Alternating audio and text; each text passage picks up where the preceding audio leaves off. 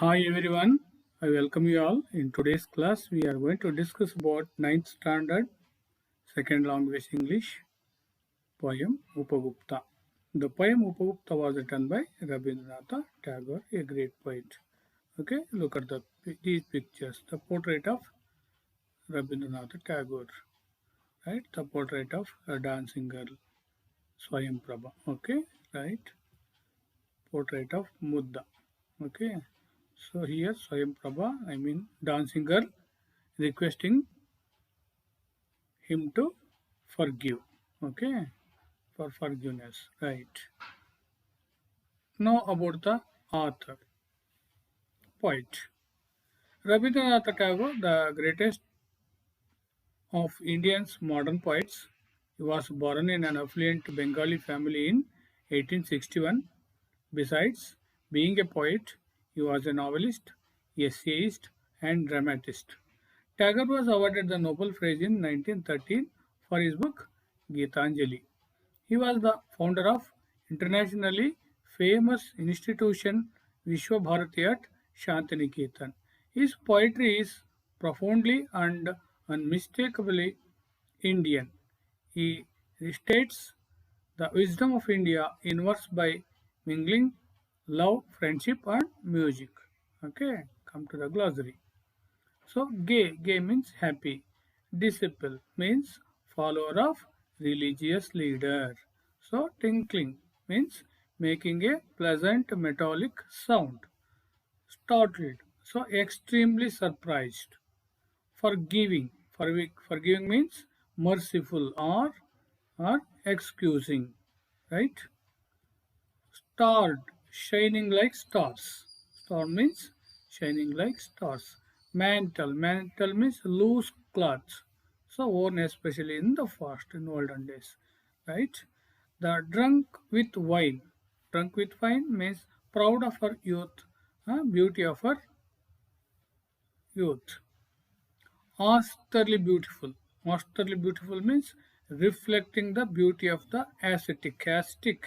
Ascetic means sannyasi. Right. Gracious. Gracious means kindly. Right. Gracious means kindly or respect, respectfully. Growled. A long deep sound or series of sounds. Growled means full of blossom, heavy with flowers. Afar means far away. So base means support. Stuck, affected. Black pestilence. Any infectious disease that spreads quickly and kills a lot of people. Contagion. So spreading of disease by contact. Spreading of disease by contact. Right? Smeared means applied. So rampart, so high wide wall of earth built around the castle or town, etc. Okay, look at the poem. You see, Upagupta, the disciple of Buddha, lay asleep on the dust by the city wall of Mathura. Lamps were all out, doors were all shut, and stars were all hidden by the murky sky of murky sky of August. So Upagupta, the disciple of Buddha, lay asleep on the dust by the city wall of Mathura, right? Lamps were all out, doors were all shut, and stars were all hidden by the murky sky of August. Upagupta, the disciple of Buddha. Who was Upagupta? Upagupta was the disciple of Buddha. ಅವನ ಶಿಷ್ಯ Upagupta ಬುದ್ಧವನ follower ಆಗಿರ್ತಾನೆ. Lay asleep on the dusty. So where he was laid? So he was laying asleep on the dust by the city wall of Mathura. Mathura ಪಟ್ಟಣದ ಹೊರಭಾಗದಲ್ಲಿ ಅವರು ಎಲ್ಲೋ ಒಂದು ಕಡೆ ಸಿಟಿಯ ಹೊರಭಾಗದಲ್ಲಿ ಧೂಳಿನ ಒಂದು ಜಾಗದಲ್ಲಿ ಎಲ್ಲೋ ಒಂದು ಕಡೆ ಅವರು ಮಲ್ಕೊಂಡಿರ್ತಾನೆ. So Mathura is a sacred city of Uttar Pradesh, right? Shrikrishna Janmabhoomi, birth place of Shrikrishna. So ಅಂತ ಒಂದು ಪವಿತ್ರವಾದ ಒಂದು ಜಾಗದಲ್ಲಿ ಎಲ್ಲೋ ಸಿಟಿ ಒಂದು ನಗರದ ಒಂದು ಭಾಗದ ಹೃದಯ ಭಾಗದಲ್ಲಿ ಎಲ್ಲೋ ಒಂದು ಕಡೆ ಅವ್ನು ಮಲಗಿರ್ತಾನೆ.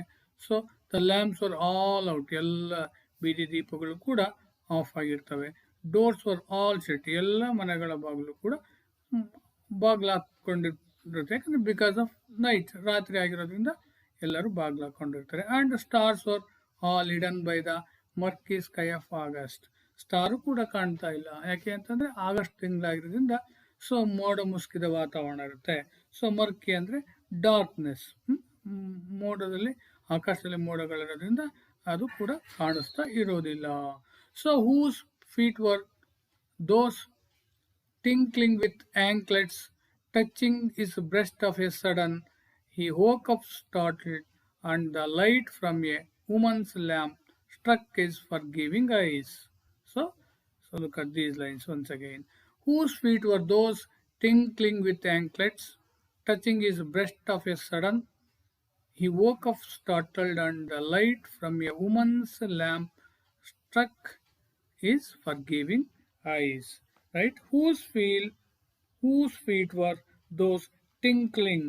So with anklets. Tinkling means shining ಅಂತ, ಹೊಳಿತಾ ಇರೋದು.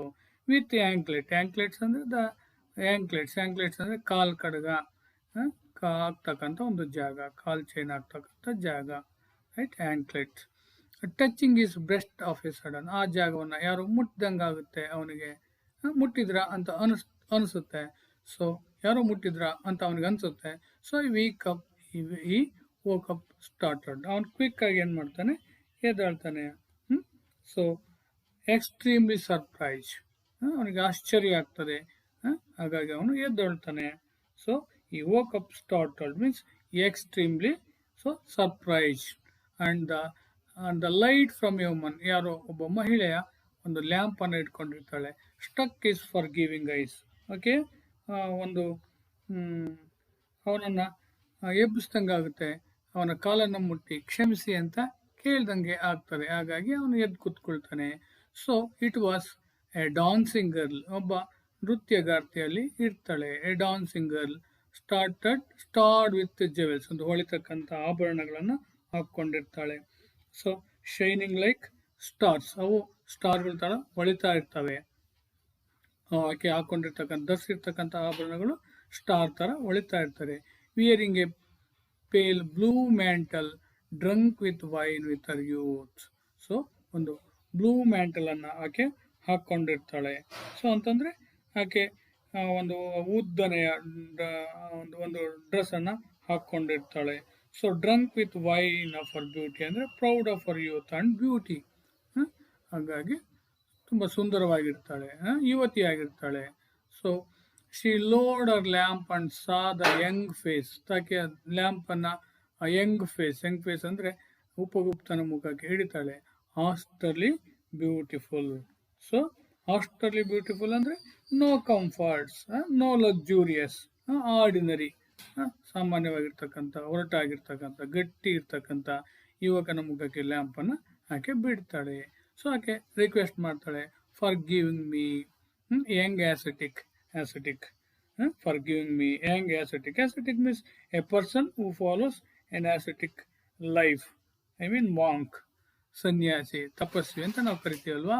So she said, forgive me young ascetic, ನನ್ನನ್ನು ಕ್ಷಮಿಸಿ ತಪಸ್ವಿ, ಮುನಿಗಳೇ, ಸ್ವಾಮಿಗಳೇ ಅಂತೇಳಿ ಕೇಳ್ತಾಳೆ. Said the woman graciously, come to my house. ಯಾಕೆ ಇಲ್ಲಿ ಮಲ್ಕೊಂಡಿದ್ರ, ಇದು ಒಂದು ಒಳ್ಳೆಯ ಜಾಗ ಅಲ್ಲ.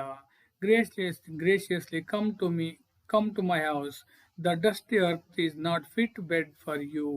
ಇದು ಸರಿಯಾದ ಜಾಗ ಅಲ್ಲ, ಬನ್ನಿ ನನ್ನ ಜೊತೆಗೆ. ಗ್ರೇಷಿಯಸ್ಲಿ, ಕೈಂಡ್ಲಿ, ಕರ್ಟಸ್ಲಿ, ರೆಸ್ಪೆಕ್ಟ್ಫುಲಿ, ಗೌರವಯುತವಾಗಿ ಆಕೆ ಅವನನ್ನು ಕರೀತಾಳೆ. ನೀವು ದೊಡ್ಡ ತಪಸ್ಸುಗಳಿದ್ದೀರಾ, ಸನ್ಯಾಸಿಗಳಿದ್ದೀರಾ, ಇಲ್ಲಿ ಮಲಗಬೇಡಿ. ಸೊ ನನ್ನ ಜೊತೆಗೆ ಬನ್ನಿ. Graciously come to my house, ನಮ್ಮ ಮನೆಗೆ ಬನ್ನಿ. The dusty earth is not fit bed for you. ಮಲಗೋಕ್ಕೆ ಒಳ್ಳೆಯ ಜಾಗ ಇಲ್ಲ, ಉತ್ತಮವಾದ ಜಾಗ ಅಲ್ಲ ಅಂತ ಹೇಳಕ್ಕೆ ಅವನ್ನ ರಿಕ್ವೆಸ್ಟ್ ಮಾಡ್ತಾಳೆ, ಕರೀತಾಳೆ. ದ ಯಂಗ್ ascetic ಆನ್ಸರ್ಡ್, ಅದೇ ಸನ್ಯಾಸಿ ಹೇಳ್ತಾನೆ, so woman go on your way, ಇಲ್ಲ ನಿನ್ನ ದಾರಿಯಲ್ಲಿ ನೀನು ಹೋಗಿಬಿಡು, ನನ್ನ ವಿಚಾರ ನಿನಗೆ ಬೇಡ ಅಂತೇಳಿ ಆಕೆಯನ್ನ ಹೇಳಿ ಕಳಿಸ್ತಾನೆ. The young ascetic answered, woman, go on your way. When the time is ripe I will come to you. ಸಮಯ ಬಂದಾಗ ನಾನೇ ಬರ್ತೇನೆ. ಸೊ ಈಗ ನಿನ್ನ ದಾರಿಯಲ್ಲಿ ನೀನು ಹೋಗಿಬಿಡು. ಗೋ ಆನ್ ಯುವರ್ ವೇ, ನಿನ್ನ ದಾರಿಯಲ್ಲಿ ನೀನು ಈಗ ಹೋಗ್ಬಿಡು. When the time is ripe I will come to you. ಸಮಯ ಬಂದಾಗ ನಾನೇ ಬರ್ತೀನಿ. Suddenly the black night showed its teeth in a flash of lightning. ಮೋಡ ಕವಿದ ವಾತಾವರಣ ಇತ್ತು, ಕತ್ಲಾಗಿತ್ತು. ಸೊ ಮಳೆಗಾಲ ಆಗಿದ್ದರಿಂದ suddenly the black night showed it's teeth in a flash of lightning. So the figure of speech used here is personification, right? Suddenly a black night showed its teeth in the flash of lightning. ಅಂದರೆ ಅದೇ ಸಂದರ್ಭದಲ್ಲಿ so black night ಕತ್ತಲ ರಾತ್ರಿ showed is teeth ಅದರ ಹಲ್ಲನ್ನು ತೋರಿಸ್ತದೆ. In the flash of lightning ಅಂತಂದ್ರೆ ಅರ್ಥ so ಮಿಂಚು ಬರ್ತದೆ ಅಲ್ಲಿ. ಆ ಮಿಂಚು ಬಂದಾಗ ಮೋಡ ಅದು ಕಾಣಿಸುತ್ತೆ ಅವನಿಗೆ. ಅದನ್ನು ಆ ರೀತಿ ಅವ್ರು ಹೇಳಿದ್ದಾರೆ. Suddenly the black night showed its teeth in a flash of lightning. ಹಾಗಾಗಿ ಆ ಒಂದು ಮಿಂಚಿದಾಗ ಆ ಮೋಡ ಅವರಿಗೆ ಕಾಣಿಸ್ತದೆ. So the storm growled from the corner of the sky and the woman trembled in fear some of unknown danger. ಆಕೆ ಆಗ ಅನ್ಕೋತಾಳೆ ಮಳೆಗಾಲ ಇರೋದ್ರಿಂದ ಆ ಒಂದು ಲೈಟನಿಂಗ್ ಇಂದ ಆಕೆ ಟ್ರಂಬ್ಲಿಂಗ್ ಅಂದರೆ ಶೇಕಿಂಗ್ ವಿತ್ ಫಿಯರ್. ಹಾಗಾಗಿ ಭಯದಿಂದ ನಡುಕ್ತಾಳೆ. The woman trembled in fear in some unknown danger. Fear of some unknown danger, ಏನೋ ಡೇಂಜರ್ ಕಾದಿದೆ, ನನಗೆ ಏನೋ ತೊಂದರೆ ಆಗ್ತಾ ಇದೆ ಅಂತ ಆಕೆ ಅಂದ್ಕೊಳ್ತಾಳೆ. ಸೊ ಅದಾದ ನಂತರ ಆಕೆ ಅಲ್ಲಿಂದ ಹೊರಟು ಹೋಗ್ತಾಳೆ. So a year has not yet passed. ಆ ಒಂದು ಘಟನೆ ಆಗಿ ಇನ್ನು ಒಂದು ವರ್ಷ ಕಳೆದಿಲ್ಲ. It was evening of a day in April in spring season, right? So year has not yet passed, ಒಂದು ವರ್ಷ ಆಗಿಲ್ಲ. ಸೊ ಯಾಕೆ ಅಂತಂದರೆ ಆಕೆ ಅವರನ್ನು ಭೇಟಿ ಮಾಡಿದ್ದು ಯಾವ ತಿಂಗಳಲ್ಲಿ? ಆಗಸ್ಟ್ ತಿಂಗಳಲ್ಲಿ, ನೆಕ್ಸ್ಟ್ ಏಪ್ರಿಲ್ಗೆ. So year has not yet passed, it was evening of a day in April in spring season. Spring season ಆಗ ಏಪ್ರಿಲ್ ತಿಂಗಳಲ್ಲಿ. The branches of the wayside trees were full of blossoms. ಅಂದರೆ ಹೂವುಗಳಿಂದ ಎಲ್ಲ ಕಡೆ ತುಂಬಿಕೊಂಡಿರುತ್ತೆ, ಚಿಗುರುಗಳಿರುತ್ತೆ, ಮರಗಳೆಲ್ಲ ಚಿಗುರಿ ಹೂವು ಬಿಡುವಂಥ ಸಮಯ ಕಾಲವದು, spring season. So the branches of wayside trees were full of blossom. Gay notes of the flute came floating in the warm spring air from afar. A year has not yet passed. ಇನ್ನು ಒಂದು ಸ್ವಲ್ಪ ದಿವಸ, ಒಂದು ವರ್ಷನೂ ಆಗಿಲ್ಲ. ಆ ಸಮಯಕ್ಕೆ April ಆ ಸಂದರ್ಭದಲ್ಲಿ ಎಲ್ಲ ಗಿಡ ಮರಗಳು ಕೂಡ ಚಿಗುರಿ ಹೂವನ್ನು ಬಿಡುವಂಥ ಕಾಲ. So branches of the wayside trees were full of blossoms. ಹಾಗಾಗಿ ಪ್ರಕೃತಿ ತುಂಬ ಸುಂದರವಾಗಿರುತ್ತೆ. Happy notes of the flute came floating in the warm spring from. ಸ್ವಲ್ಪ ದೂರದಿಂದ ಎಲ್ಲೋ ಗಾಳಿಯಲ್ಲಿ ಆ ಒಂದು ಚೈತ್ರ ಮಾಸದ ತಣ್ಣನೆಯ ಒಂದು ಗಾಳಿ, ಸಂತೋಷದ ಆಗಿರ್ತಕ್ಕಂಥ ಒಂದು ವಾತಾವರಣ ಅಲ್ಲಿ ನಿರ್ಮಾಣ ಆಗಿರ್ತದೆ. So Upagupta through the city Gates and stood at the base of the rampart. Was that a woman laying at his feet in the shadow of the mango grove? Right? Upagupta passed through the city Gates. ಒಂದ್ಸಾರಿ ಅವರು ಸಿಟಿಯಿಂದ ಹೊರಗೆ ಹೋಗುವಂಥ ಸಂದರ್ಭದಲ್ಲಿ so ಈ passed through ಹೋಗುವಂಥ ಸಂದರ್ಭ ಹೋಗ್ತಾರೆ. And stood at the base of the rampart. ಹಾಗೆ ಹೋಗ್ತಾ ಇರೋ ಸಂದರ್ಭದಲ್ಲಿ rampart means a high wide wall of earth. ಸಿಟಿಯಿಂದ ಹೊರಗಡೆ ಹೋಗುವಂಥ ಸಂದರ್ಭ ಬರುತ್ತೆ. ಸೊ ಈ ಅವರಲ್ಲಿ ನೋಡ್ತಾರೆ, ವಾಸ್ ದಟ್ ಎ ವುಮನ್, ಅಲ್ಲಿ ಯಾರೋ ಮಲ್ಕೊಂಡಿದ್ದಾಳ, ಆಕೆನ ಅವಳು ಮೊದಲು ಭೇಟಿ ಮಾಡಿದಲ್ಲ ಆಕೆನೇ ಇರ್ಬೋದಾ? Was that woman lying at his feet in the shadow of the mango grove. So shadow so mango estate, grove means estate, mango grove ಅಂದರೆ ಅಲ್ಲಿ ಮ್ಯಾಂಗೋ ಗ್ರೋವ್ ಮಾವಿನ ತೋಪಿರುತ್ತೆ, ಅಲ್ಲಿ ಯಾರೋ ಆಕೆ ಲೇಯಿಂಗ್ ಮಲ್ಕೊಂಡಿದ್ದಾಳೆ, ಬಿತ್ಕೊಂಡಿದ್ದಾಳೆ, ಆ ಮರದ ಹತ್ರ ಇದ್ದಾಳೆ ಅಂತ ಅವರಿಗೆ ಅನ್ನಿಸ್ತದೆ. So struck with black pestilence, her body spotted with sores of smallpox. She was hurriedly driven away from the town to avoid her poisonous contagion. So the ascetic sat by her side, took her head on his knees. So ಅವಾಗ ಅವ್ರಿಗೆ ಅನ್ನಿಸ್ತದೆ, so ಯಾವುದೋ ಒಂದು infections ಆಗಿ ಆಕೆಗೆ so struck with a black pestilence. Struck with a black pestilence ಅಂದರೆ any infection diseases that spread quickly, ಆ ರೀತಿ ಆಗಿರ್ತಕ್ಕಂಥದ್ದು. Right. Spotted with the sores of smallpox ಇಂದ ಆಕೆಗೆ ಹಾಗಾಗಿರ್ಬೋದು. So she was hurriedly driven away from the town. ಹಾಗಾಗಿ ಅದೊಂದು ಆ ಥರದ she was suffered from the infectious disease, ಆ ಥರದ ಒಂದು ಕಾಯಿಲೆಯಿಂದ ಆಕೆ ಬಳಲ್ತಾ ಇರೋದ್ರಿಂದ ದ ಸ್ಪ್ರೆಡ್ ಅದು ಎಲ್ಲರಿಗೂ ಕ್ವಿಕ್ ಆಗಿ ಸ್ಪ್ರೆಡ್ ಆಗ್ಬೋದು ಅನ್ನುವಂಥ ಕಾರಣಕ್ಕೆ she was hurriedly driven away from the town. ಹಾಗಾಗಿ ಆಕೆಯಿಂದ ಟೌನಿಂದ ಹೊರಗಡೆ ಹಾಕಲಾಗಿತ್ತು. ಆಕೆಯಿಂದ ಇನ್ಯಾರಿಗೂ ಕೂಡ ರೋಗ ಬರಬಾರ್ದು ಅಂತ ಕಾರಣಕ್ಕೆ. So to avoid a poisonous contagion, ಆಕೆಯ ದೇಹದಿಂದ ಬೇರೊಬ್ಬರಿಗೆ ಆ ವಿಷಪೂರಿತ ಆಗಿರ್ತಕ್ಕಂಥ ಒಂದು ಡಿಸೀಸಸ್, ಕೆಟ್ಟ ರೋಗ, ಭಯಾನಕವಾಗಿರ್ತಕ್ಕಂಥ ಒಂದು ಅಂಟು ರೋಗ ಯಾರಿಗೂ ಕೂಡ ಅದು ಆಗಬಾರ್ದು. ಹಾಗೆಂದರೆ ಪಾಯ್ಸನಸ್ ಕಂಟೇಜನ್ ಸೊ ಮೀನ್ಸ್ ಅದು the spread of disease by contact, ಒಬ್ಬರಿಂದ ಒಬ್ಬರಿಗೆ ಆಡ್ತಕ್ಕಂಥ ರೋಗ ಆಗಾಯಿತು. ಹಾಗಾಗಿ ಆಕೆಗೆ ಬಂದಿರತಕ್ಕಂಥ ರೋಗ ಮತ್ತಾರಿಗೂ ಬರಬಾರ್ದು ಅಂತ ಕಾರಣಕ್ಕೆ ಆಕೆಯಿಂದ ಊರಿಂದ ಹೊರಗಡೆ ಹಾಕಲಾಗಿತ್ತು. The ascetic sat by her side took her head and on his knees. ಹಾಗೆ ಸ್ವಾಮಿ ಉಪಗುಪ್ತ ಆಕೆಯನ್ನು ನೋಡ್ತಾನೆ, ಆಕೆಯನ್ನು ನೋಡಿ ಹತ್ರ ಹೋಗ್ತಾನೆ, ಅವಳ ಪಕ್ಕದಲ್ಲಿ ಕುತ್ಕೊಳ್ತಾನೆ. Ascetic sat by her side, ಪಕ್ಕದಲ್ಲಿ ಕುತ್ಕೊಳ್ತಾನೆ. Took her head on his knees, ತನ್ನ ತಲೆಯನ್ನು ತನ್ನ ಮಂಡಿಯ ಮೇಲೆ ಇಟ್ಕೊಳ್ತಾನೆ. So and moistened her lips with water. moistened her lips with water. ತಾನು ತೆಗೆದುಕೊಂಡು ಹೋಗಿರ್ತಕ್ಕಂಥ ನೀರಲ್ಲಿ ಆಕೆ ಲಿಪ್ಪನ್ನು, ತುಟಿಗಳನ್ನು ಒದ್ದೆ ಮಾಡ್ತಾನೆ. So and moistened her lips with water and smeared her body with sandal balm. ಆಕೆಗೆ ಬಂದಿರತಕ್ಕಂಥ ರೋಗದಿಂದ ಅವನು ತೆಗೆದುಕೊಂಡು ಹೋಗಿರ್ತಕ್ಕಂಥ ಸ್ಯಾಂಡಲ್ ಬಾಮನ್ನು ಆಕೆಗೆ ಸಿಂಪಡಿಸ್ತಾನೆ. ರೈಟ್. ಸೊ ಆಕೆ ಕೇಳ್ತಾಳೆ, who are you merciful one. ಯಾಕೆಂದರೆ ಊರಿನ ಜನ ಆಕೆಯನ್ನು ಊರಿಂದ ಹೊರಗಡೆ ಹಾಕಿರ್ತಾರೆ. ತನ್ನ ರೋಗವನ್ನು ಇನ್ನೊಬ್ಬರಿಗೆ ಹರಡಬಾರ್ದು ಅಂತ ಕಾರಣಕ್ಕೆ ಆಕೆಯನ್ನು ಯಾರು ಕೂಡ ಕೇರ್ ಮಾಡ್ತಾ ಇಲ್ಲ, ಎಲ್ಲರೂ ಕೂಡ ಅವಾಯ್ಡ್ ಮಾಡ್ತಾ ಇರ್ತಾರೆ. ಸೊ ಆಕೆಗೆ ಯಾವುದೇ they never supplied any food, water or anything, ಏನನ್ನು ಕೊಡ್ತಾ ಇರಲ್ಲ. ಸೊ ಅಂಥ ಸಂದರ್ಭದಲ್ಲಿ ಈ ರೋಗಿಯವರ ಸೇವೆಯನ್ನು ಮಾಡ್ತಾನೆ.